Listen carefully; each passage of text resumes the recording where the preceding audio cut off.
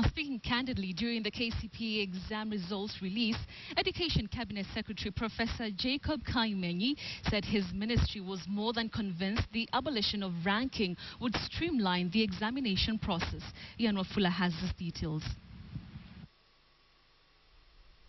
The effect from 2014 national examinations.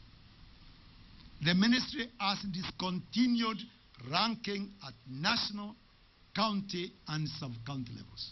Nikapigiwa simu na baba yangu akiniuliza kama niko kwa TV, nikamwambia siko, niko nafua manguo. Akaniambia hapana, mtoto amepita mtihani, amelead Kenya mzima.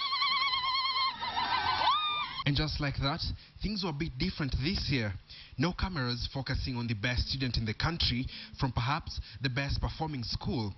Even so, none of the 880,000 candidates who took their examinations in 2014 knows whether they were the best, as the highest score remained unknown.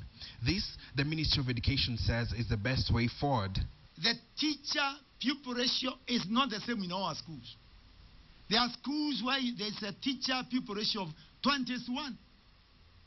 Others is maybe 60:1. Can you compare such schools? Think about it.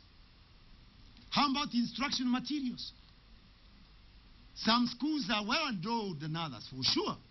An education task force headed by Kilemi Mwiria, a former education assistant minister at the time it was constituted, found the ranking method unfair, not only to institutions but also to the candidates being graded, leading to what it described as stigmatization.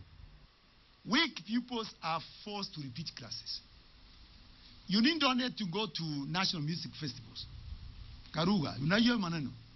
And the pupils cry to the president and myself, please do something about being forced to repeat classes. The minister has belabored to be very academic and list about 11 vices.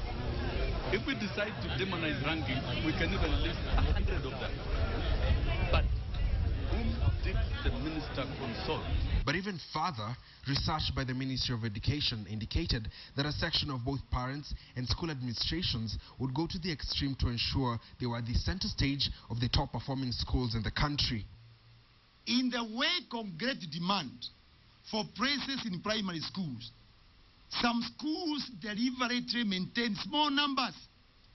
Small, 20, 15 sometimes. And imagine our small children are interviewed at pre-unit level. Oh, really?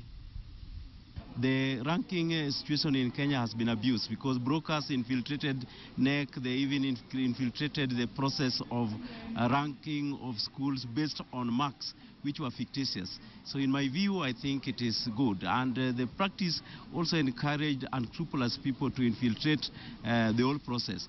While the move has elicited different reactions, with objections from education stakeholders, such as the leadership of the Kenya National Union of Teachers, the ministry says the merits have overshadowed the demerits.